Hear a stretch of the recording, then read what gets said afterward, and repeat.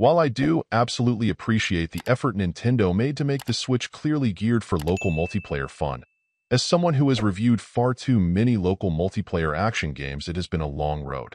Whether they're trying to be more serious or silly, skill-based or wild and unpredictable, traditional or unorthodox, it feels like the system has probably covered just about every potential combination to this point.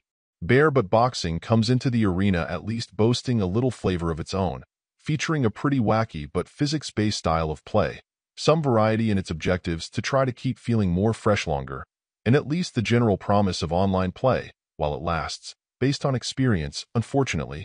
The fact that there are a variety of ways to score in most cases does at least shake up the typical formula, and the inclusion of power-ups helps to add to the chaos, but I'd say the general feel of the combat is edged out by some of its competition. There's just something about the weight and style of movement and attacks and the likes of both Stick Fight, the game and Gang Beast that feels deeper and a bit more rewarding. Granted, this is a bit like comparing apples and oranges to chicken pot pies since their styles of play are all quite different, but for me there's just something missing in this formula that doesn't end up feeling quite as satisfying.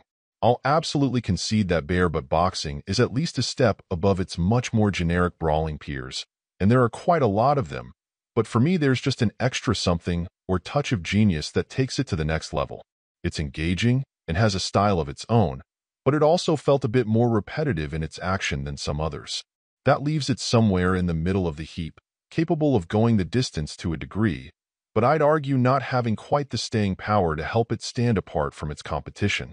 Overall, my final score for the game ended up being a 7.2. And if you're interested in picking it up, it's currently available on the Switch eShop for $14.99. Thank you for taking the time to listen to this review. And if you'd like more information or ideas of indie games worth checking out on Switch, be sure to click on the link provided in the description. Until next time.